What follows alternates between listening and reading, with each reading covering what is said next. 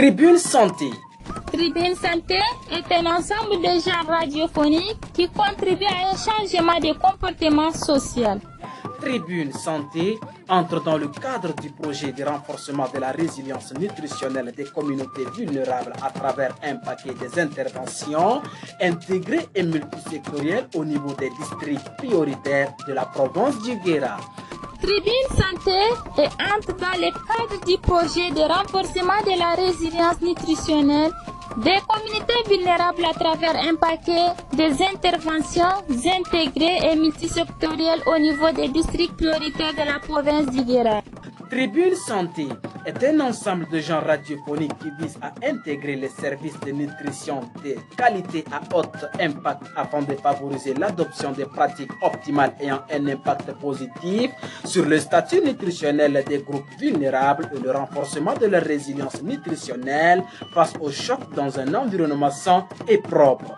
Tribune Santé est le fruit de la coopération entre l'ONG ASRAT, le ministère de la Santé publique et la radio communautaire de Mungu grâce à l'appui technique et financier de l'UNICEF.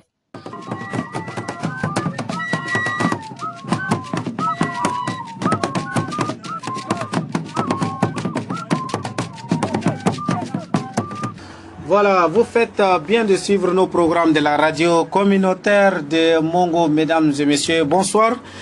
Nous nous sommes réunis aujourd'hui autour de cette table dans le cadre de la réalisation d'une émission.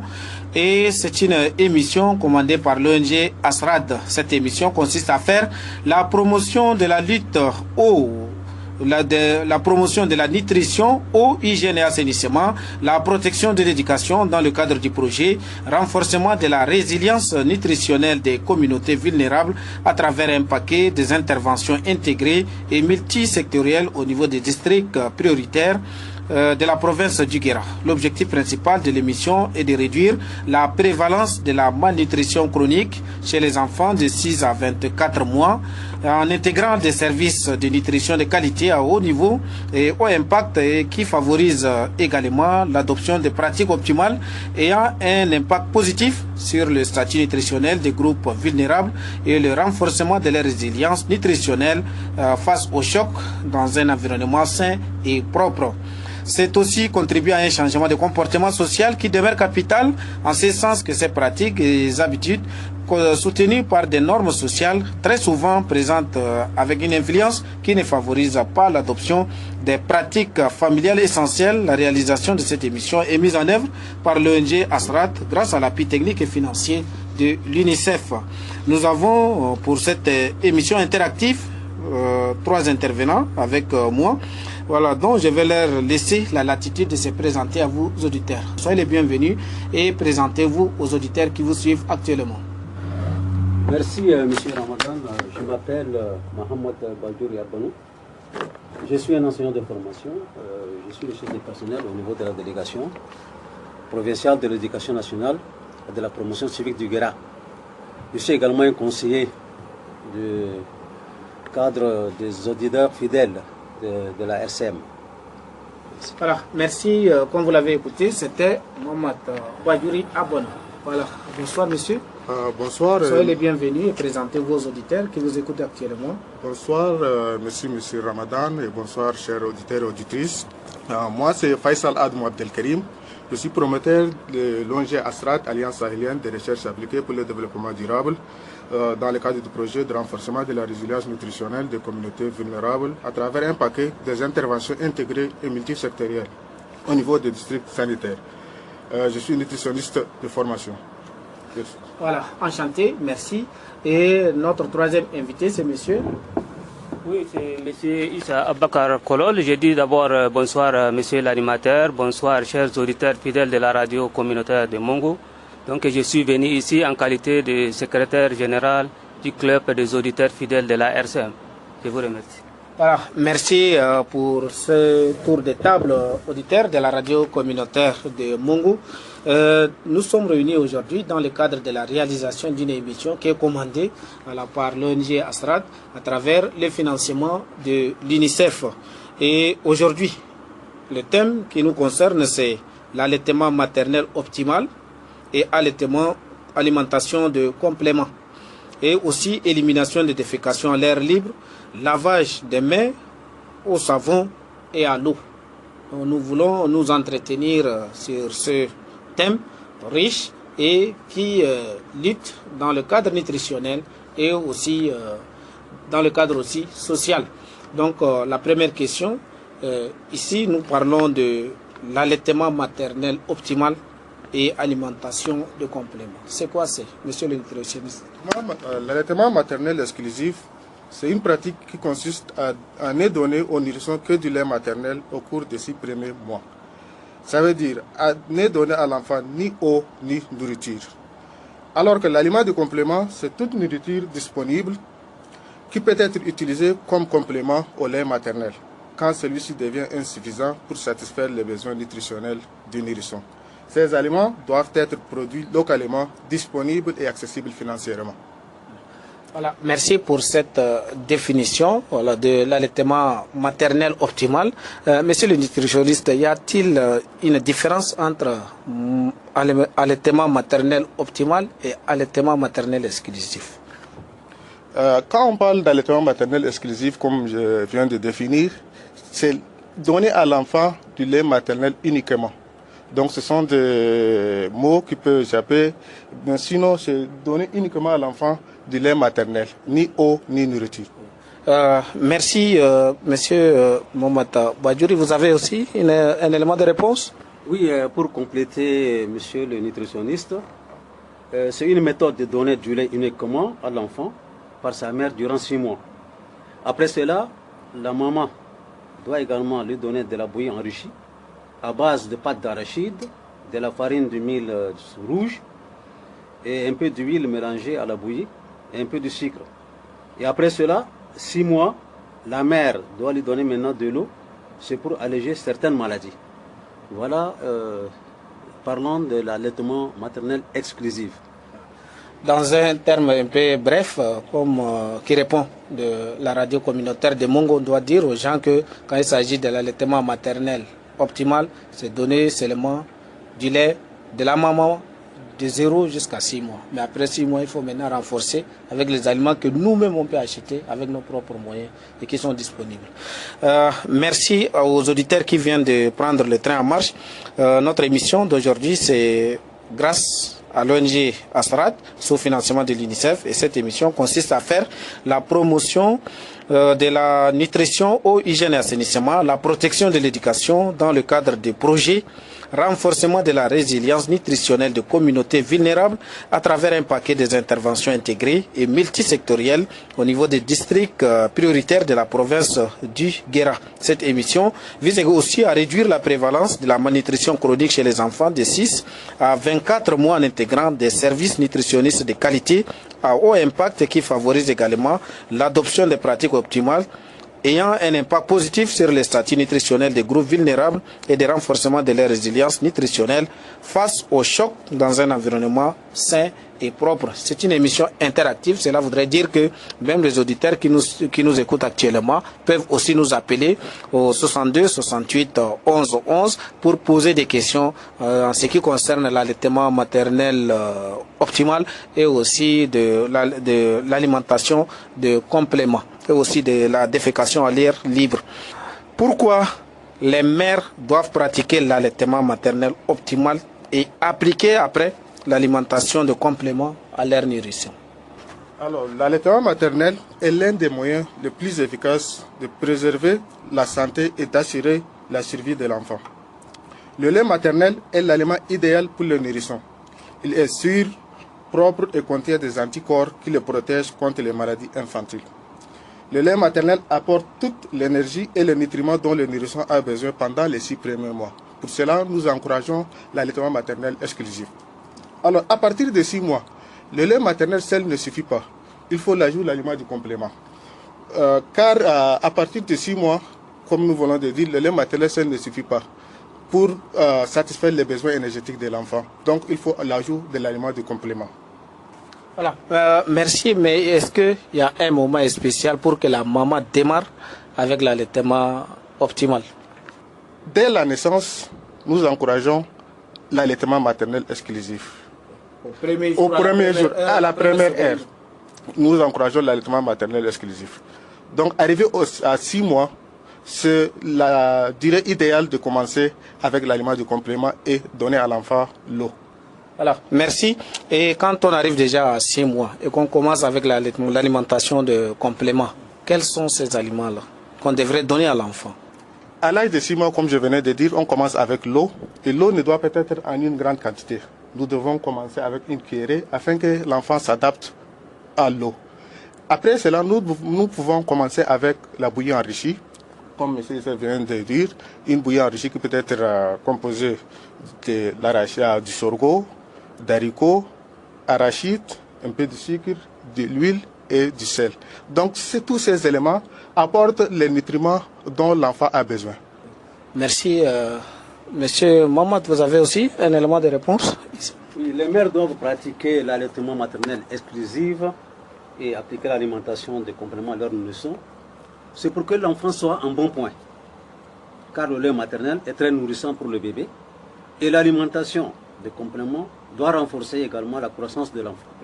Mais lorsque la maman ne fait pas l'allaitement maternel optimal et ni aussi appliquer l'alimentation de complément, que va-t-il arriver à l'enfant?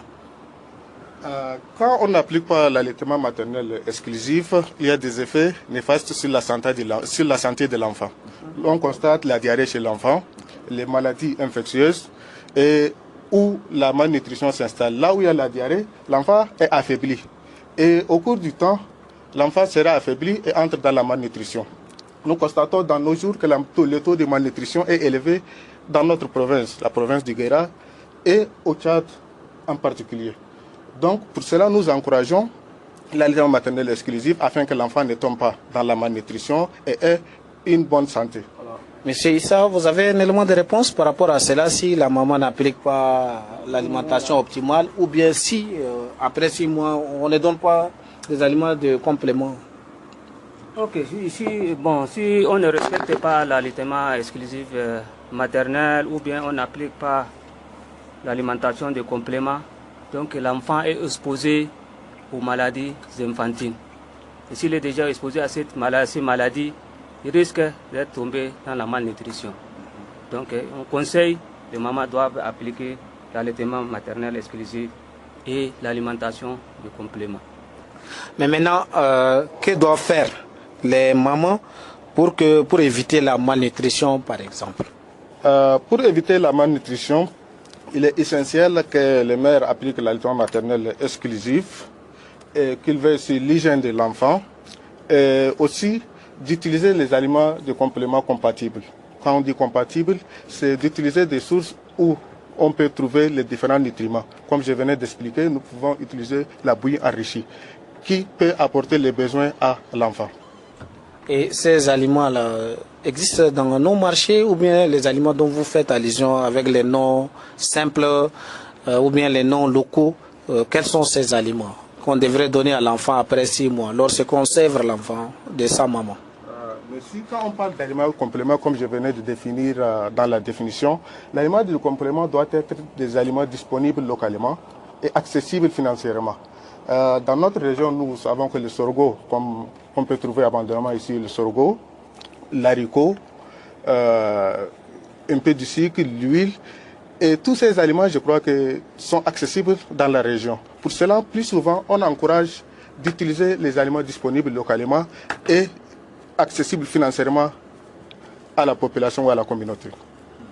Voilà, merci. Je dois rappeler, c'est une émission interactive. Je dois rappeler aux auditeurs que nous avons le numéro qui est déjà ouvert, le 62 68 11 11, s'il y a des questions à poser, parce que nous sommes en train de débattre sur l'allaitement maternel optimal, AMO, connu communément par l'allaitement maternel exclusif, qui est AME, et de l'aliment de complément, et aussi de lavage des mains, de l'importance de l'allaitement maternel optimal, de l'aliment de complément, de lavage des mains aussi. Et nous avons à présent entamé le sujet avec la défécation à l'air libre et ses risques, ses conséquences.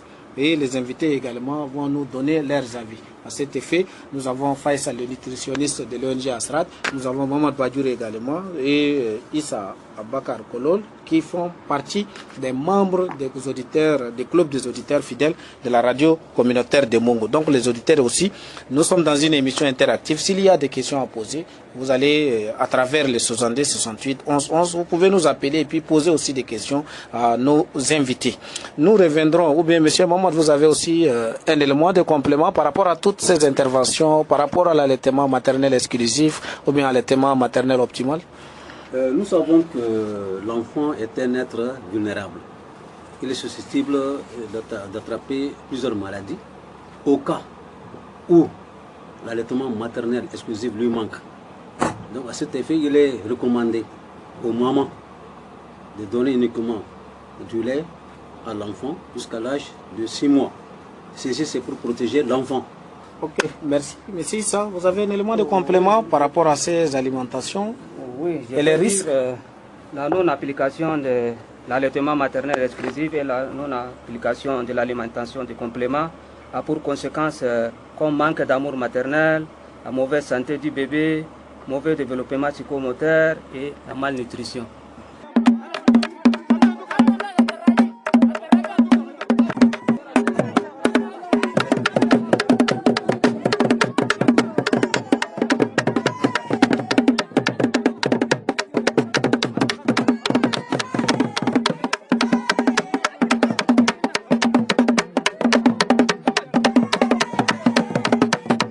Il y a aussi une deuxième partie qui concerne cette émission, c'est la défécation à l'air libre.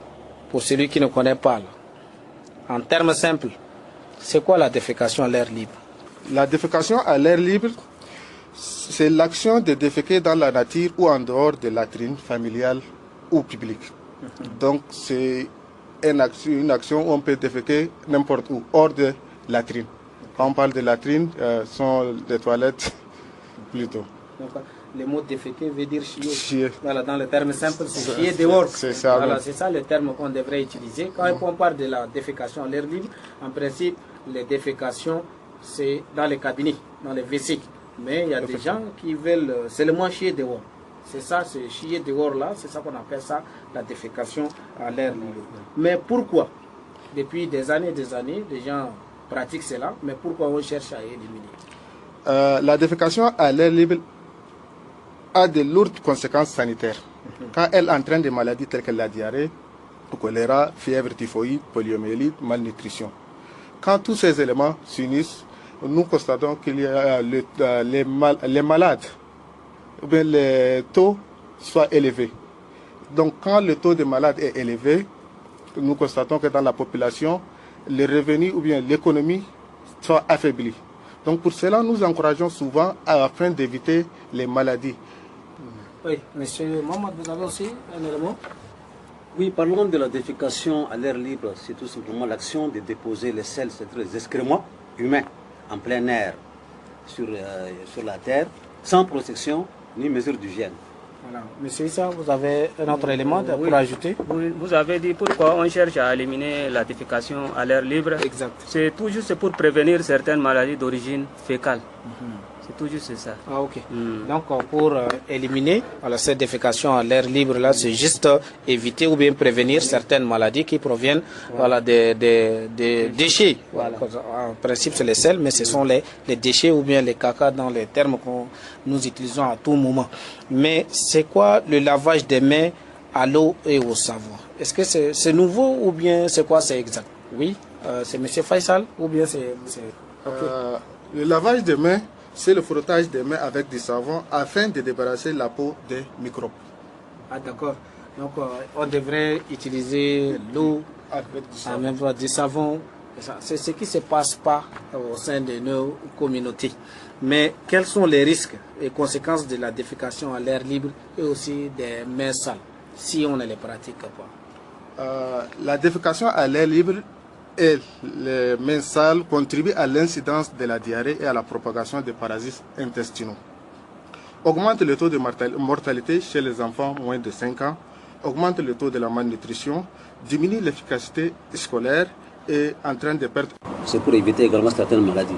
Nous constatons que de nos jours, au sein de la communauté, certaines personnes ne pratiquent pas ce lavage de mains là. Alors ces personnes qui ne pratiquent pas ce lavage de mains là sont susceptibles de contracter des maladies. C'est pourquoi il est primordial de sensibiliser la communauté pour que celle-ci prenne soin de la propriété de leurs mains. Alors, les gens sont habitués, surtout dans le milieu rural, les gens sont habitués à seulement déféquer comme ça dans la nature. C'est ce que vous appelez la défécation à l'air libre.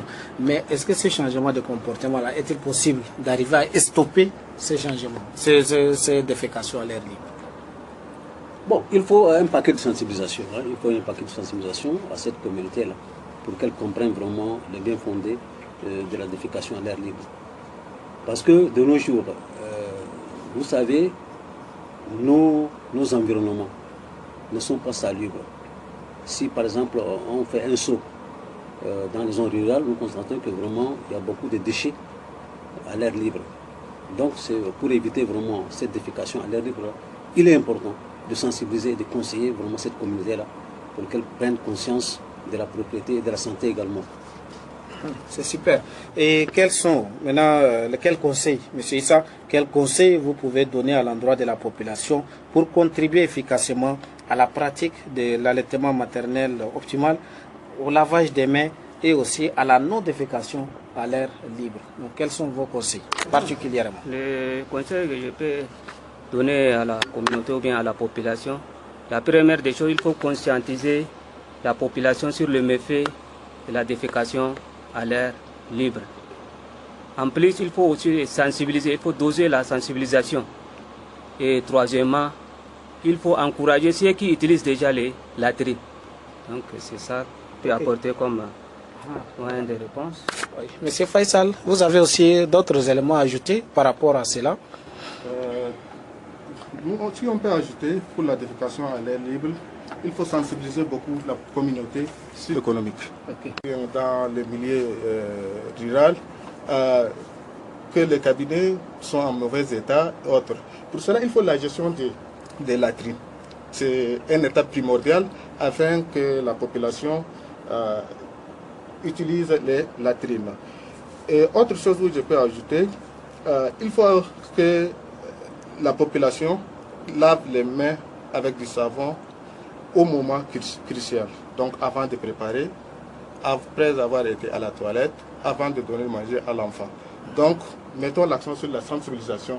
Ok, merci. Mais nous avons l'habitude, ici, ce que j'avais constaté, que les gens lavent les mains après avoir mangé. Au lieu de laver les mains avant de manger, mais les gens préfèrent d'abord, quand ils mangent, c'est après d'abord ils voient que les mains sont sales. Donc, quel conseil vous pouvez donner, vous pouvez laisser à l'endroit de la population par rapport à ce comportement, comme on parle de lavage des mains? Premier conseil que je peux donner à la population, il faut laver les mains avant de manger. On ne peut pas se débarrasser de la nourriture et prendre la saleté et augmenter les maladies. Donc, ayons dans la tête que le non-lavage des mains contribue à l'installation des maladies et à des effets secondaires pour la communauté et pour nous-mêmes. Donc, encourageons les gens à se laver la main avant la nourriture et non après. Nous voulons vraiment parler de l'allaitement maternel optimal. Nous voulons parler également de l'alimentation de compléments et aussi de la défécation à l'air libre, aussi du lavage des mains. Mais malheureusement, le temps qui nous a été imparti, nous tendons presque vers sa fin. Donc, s'il y a un dernier mot à donner à l'endroit de ceux qui nous écoutent actuellement et aussi à l'endroit de toute la population. Je devrais commencer par M. Mohamed. Je salue d'abord l'initiative de certaines ONG de la ville de Mongo ici, qui ont eu l'idée également de se rendre dans les zones rurales afin de sensibiliser la population et également lui dire de pratiquer également, de creuser de la latrine pour déféquer à l'intérieur et pour éviter certaines maladies. Donc le conseil que j'ai à prodiguer au niveau de la communauté ou bien au niveau de la population, c'est de prendre conscience également de son état de santé. Parce que de nos jours, il est important que chacun de nous ou chacune de nous également soit en bonne santé. Ça, c'est également la priorité des décideurs. Que la population ou la communauté sache l'importance de l'hygiène et les risques liés à la défécation à l'air libre. l'utilisation des latrines, la gestion de l'hygiène, promouvoir le lavage des mains, bonne gestion des ordures ménagères au niveau urbain et rural, élimination des excrétants et utilisation de l'eau propre. Quand tous ces éléments se réunissent, cela favorise la bonne santé et améliorer les conditions de vie et au développement. Oui, monsieur Issa, si vous avez un dernier message à adresser à l'endroit de ceux qui vous écoutent actuellement. Un conseil avant mon dernier mot. Le conseil que je peux donner d'abord aux mamans, de pratiquer l'allaitement maternel exclusif, car il est très bénéfique pour l'enfant et la mère, ainsi que l'application de l'alimentation des compléments. Et à la population de ne pas négliger le lavage des mains à l'eau et au savon, et de pratiquer soigneusement les latrines, car ce sont des petits gestes, mais qui peuvent nous prévenir de beaucoup de maladies, car prévenir mieux que guérir. Par rapport à la malnutrition, bon, je voudrais poser au nutritionniste, oui, et l'autre là, de Asrat. Bon, juste, ils sont là à peine 2 à 3 ans, et ils ne sont pas les seuls. Il y a IRC aussi qui exerce dans le même objectif. Mais jusqu'à présent, on ne voit pas l'impact ou bien la réduction de cette malnutrition au niveau des centres de santé. Quand on va, toutes les pédiatries sont pleines. Est-ce que c'est leur objectif qui n'est pas atteint ou bien c'est eux qui veulent pérenniser la malnutrition là au Guéra? Ça fait 3 ans qu'ils sont là. Ok. C'est une très bonne intervention. À qui nous avons l'honneur? À Abdelmoutalib du secteur numéro 6. Voilà, très bien. C'est une bonne question. Voilà, selon Abdelmoutalib, vous êtes là, ça fait presque 2 à 3 ans, mais rien ne change. Donc, où est le problème? Merci M. Abdelmoutalib pour la question posée. Réellement, on est là, ça fait 3 ou bien 3 ans dans la région. Il faut signaler qu'il faut l'engagement de la population. Donc, seul Asrad ne peut pas contribuer au changement de comportement ou à lutter contre la malnutrition. Premièrement, il faut l'engagement personnel de la communauté. Sans la communauté, on ne peut rien faire. Certes, on intervient dans la sensibilisation, dans le traitement de la malnutrition. Mais tant que la population n'est pas engagée, je crois que c'est difficile. Et pour changer le comportement, il faut avoir du temps. Et merci. Voilà. Donc, oui, monsieur Mamad aussi a un élément de réponse. Nous avons constaté que dans certains centres de santé, il y a des services qui s'occupent également de cette malnutrition-là. Si vous faites un tour dans nos centres de santé, vous allez constater ces services-là. Donc, c'est pour pallier également à cette malnutrition-là, surtout les enfants vulnérables sont également présents dans ce centre de santé pour qu'on leur administre les aliments. Le complément d'alimentation et qu'on appelle vulgairement les nutriments. Voilà, c'est pour que ces enfants soient bien nourris. Et voilà ce que je pourrais acheter. Donc, pour qu'il y aura un changement, il faut nécessairement que la population aussi s'engage. Voilà que les gens sont venus pour un changement de comportement, mais il faut que tout le monde aussi s'engage à changer. Mais tant que ceux-là viennent pour un changement et de l'autre côté il y a réticence, toujours ça ne va pas du tout au marché. Et il faut aussi du temps selon Faisal. Et nous tendons presque vers la fin déjà de l'émission. Et ce qu'on doit dire, le thème d'aujourd'hui concerne l'allaitement maternel optimal et aussi l'aliment de complément après 6 mois.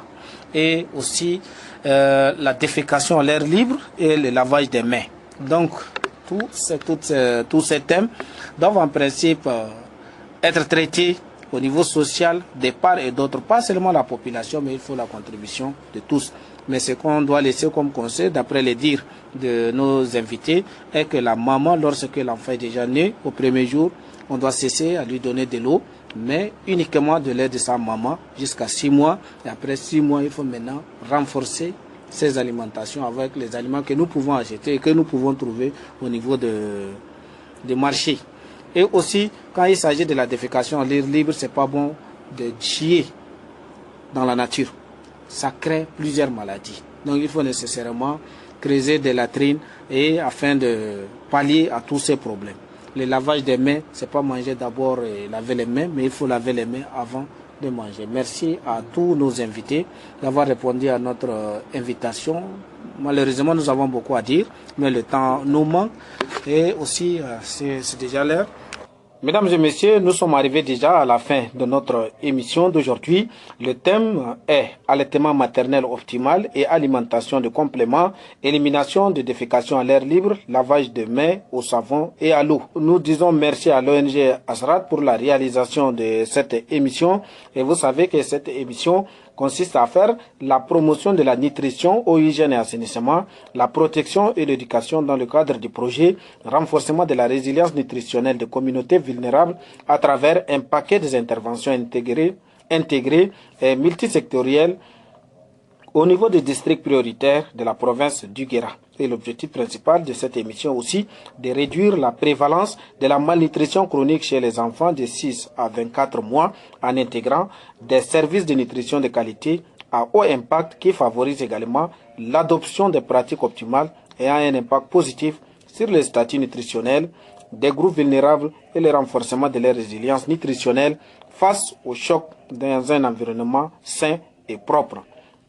Merci à Mamad Badjouri Abanou et à Issa Abakar qui représentent les clubs des auditeurs fidèles. Et nous disons également infiniment merci à Faisal Adoum, le nutritionniste de l'ONG Asrat, d'avoir massacré son agenda pour venir répondre à toutes nos préoccupations possibles. Et merci également à vous auditeurs de nous avoir suivis. Pour la présentation, je suis Ramadan Idriss Issa et je vous demande de passer aussi un beau moment avec le reste de nos programmes de la RCM, la radio Reine du Guéra.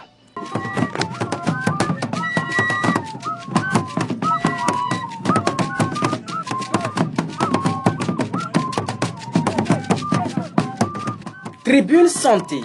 Tribune Santé est un ensemble de genres radiophoniques qui contribuent à un changement de comportement social.